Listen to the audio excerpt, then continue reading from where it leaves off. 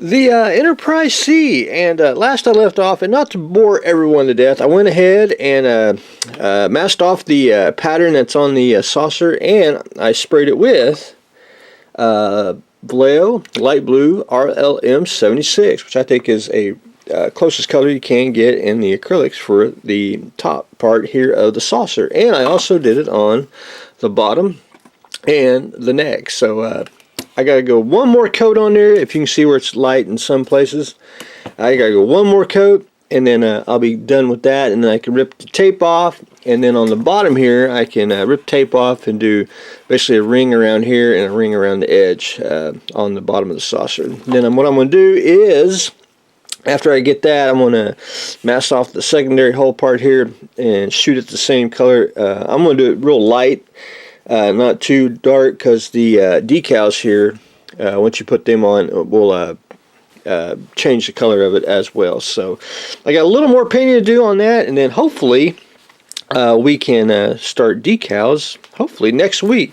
But before I do the decals, though, I'm going to go in with Mr. Airbrush here, and I'm going to take light tan, and you do get decals for it, but I'm not going to do it. I'm just going to spray with the airbrush and just do it real quick, and it'll look pretty darn slick painting, just as the decals would too for the lifeboats. So Enterprise C is getting some paint.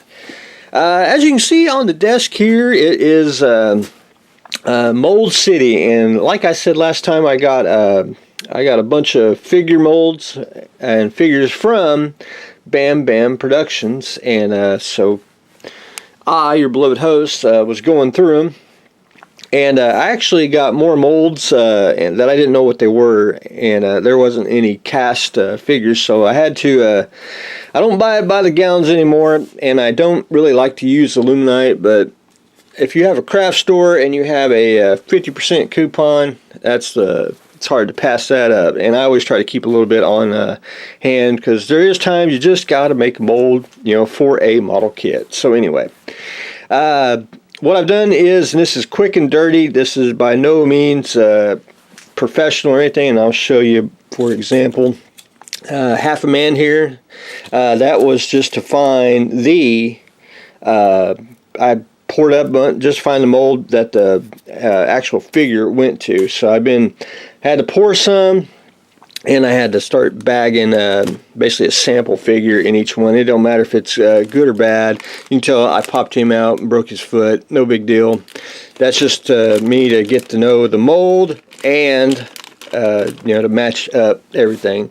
Got the weapons, and some weapons are basically kit weapons, and some weapons are, where did I see it at? Right there. If you can see it. Now this is just quick and dirty, by no means, but that is a 3D printed weapon. So trying to I gotta bag them, and then I gotta go, and I put them in totes, and that's how I keep my molds separate and organized, so I can find which one. And I just got to go in and do some test casting, and then I'm going to change some of the figures in a way, and that's basically arms. They're basically going to be in a way I'm going to do it, I'm not trying to get into the figure model kit, where you have, arms, hands, heads, and everything. I may have the heads and arms, but I also may do it where it's basically like a conversion kit. I can get you the body, and you can go get you, if you wanted different arms, you can go get you some resin ones, you can go get you some plastic ones, and do it that way. So it'll be kind of like the Airfix multi-pose, but it'll kind of be more like a conversion kit as well, is what I'm trying to lean toward. But anyway, we'll just see how it goes. I'm going to pick a couple and experiment, plus I got to change a few things, because I got to have a little BHP in it and make it top notch. But anyway, that's what I've got going on today. As you can see, I gotta finish sorting and cleaning and get this out, and I should have a shed update too, so stand by for that. So we are trying to do Mold City here on the workbench, and we are painting the Enterprise C. So that's what I got going on today. Stay tuned for the next exciting episode.